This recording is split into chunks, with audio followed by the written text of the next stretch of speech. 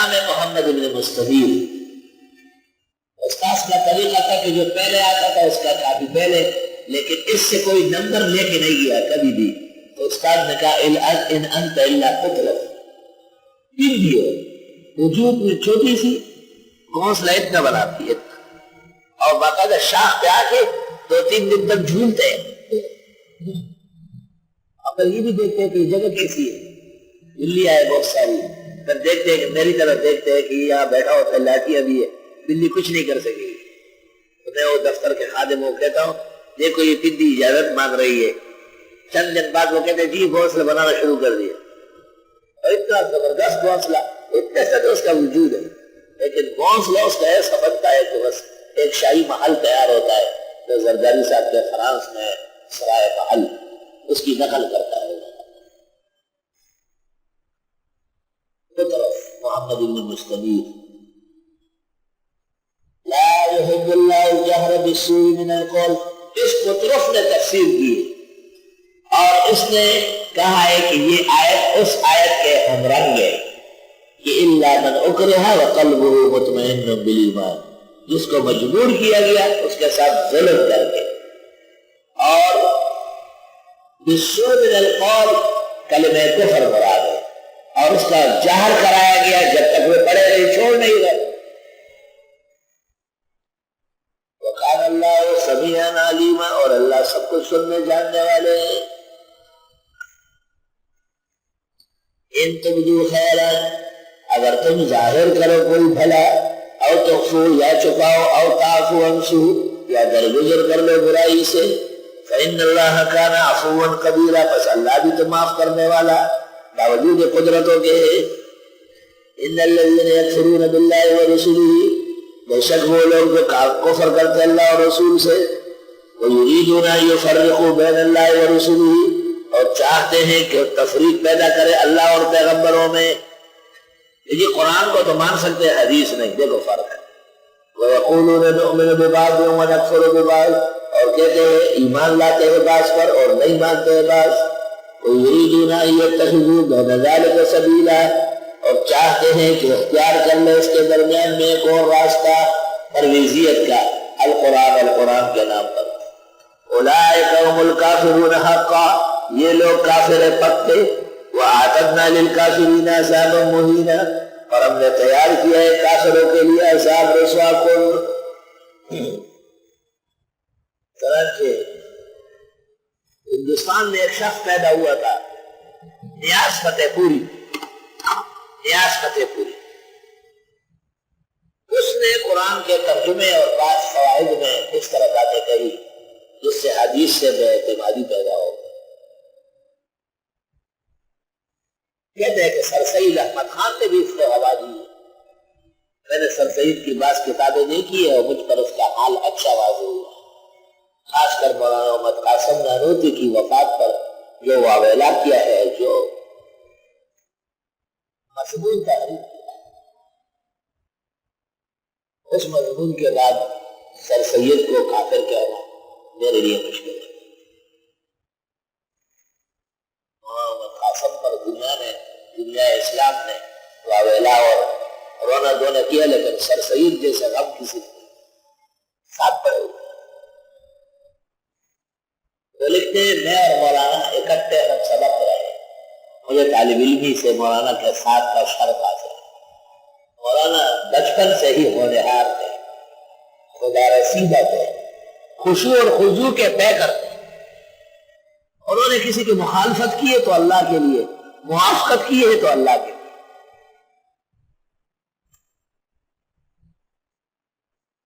آگے لکھتے ہیں تقویٰ آپ کا مزاج ثانیہ تھا، بغیر اختیار کے تقویٰ ظاہر تھا. آگے لکھتے ہیں وہ علوم جو شاہ ولی اللہ اور شاہ عبدالعزیز کا پہچان تھے اور شاہ اسحاق اس کا ہراول دستہ تھا. اگر آپ ان سب بزرگوں سے 2 قدم آگے نہیں تو پیچھے نہیں. آپ نے مسلمانوں کی خستہ حالی کو ٹھیک کرنے کے لیے دیوبند کے نام پر مدرسہ قائم کیا اور اس میں اپنے آباء و اجداد کے طرز پر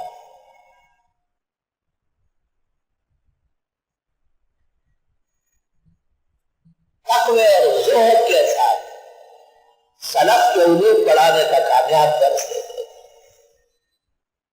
آپ سے پڑھنے والا ہر طالب باقاعدہ عالم اور اللہ سے ڈرنے والا ہوتا۔ سر سید مولانا قاسم پڑھ لیتا، اس لیے میں ان کے بارے میں اس قسم کے آراء سے معافیوں کا طلبگار۔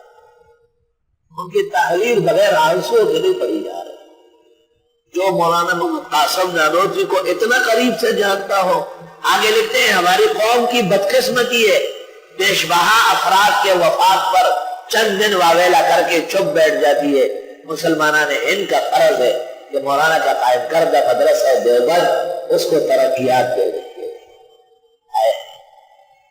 مجھے مولانا عبدالحق حقانی کی تفسیر فتح المنان پر بھی تعجب ہے، جس کے شروع میں لکھا ہے کہ اس وقت کے علماء کا سر سید احمد خان کے کفر پر اتفاق ہے۔ مجھے یہ واضح نہیں ہے کہ وہ کون سے علماء ہیں جنہوں نے ان کی تفسیر کس وجہ سے کی۔ بلا شبہ بعض اصطلاحات ان کی اصطلاح ہے، جس کے رد میں مولانا قاسم نے کتاب لکھی اور اس کا نام ہے تصفیۃ العقائد۔ مولانا قاسم کا ان پر رد بھی ہے، اس کے باوجود وہ مولانا کو مانتا ہے، کہتے ہیں انہوں نے کسی کی مخالفت کی یا موافقت خالص اللہ کے لیے، اور کہتے ہیں آپ کے سبق اور شاگردوں کا مزاج بن گیا مضبوط علم اور اعلیٰ تقویٰ۔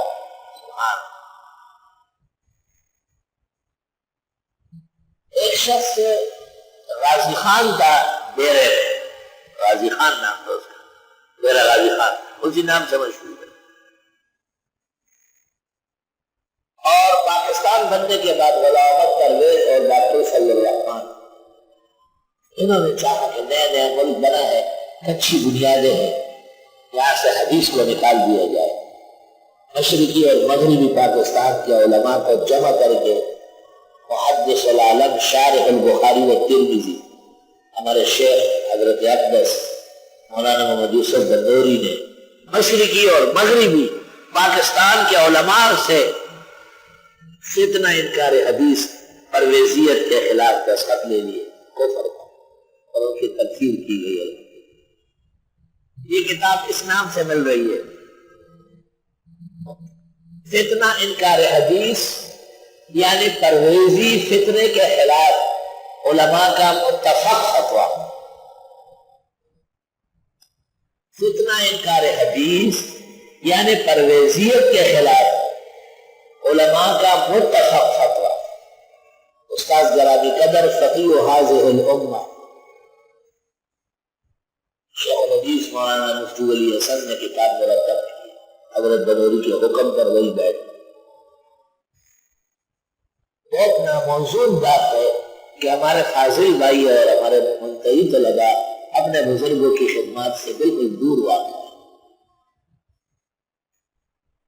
میرے نزدیک اچھی بات ہے کہ جو اعزاز و اکرام ان کا پیسے سے ہوتا ہے، صرف لوگ وقت پر پیسے لے آئے اور ڈھیر لگایا پیسوں کا، تاکہ ان کے لیے یہ تمام کتابیں دنیا میں مل رہی ہے وہ خرید کر کے دے دی جائے، اور کتاب دیتے وقت ان کے بھائی پر قرآن مجید ہو اور یہ باوضو ہو، اور ان سے ہاتھ رکھا جائے کہ کتاب بیچ ہو گئی، اس کو صحیح طرح مطالعہ کرو۔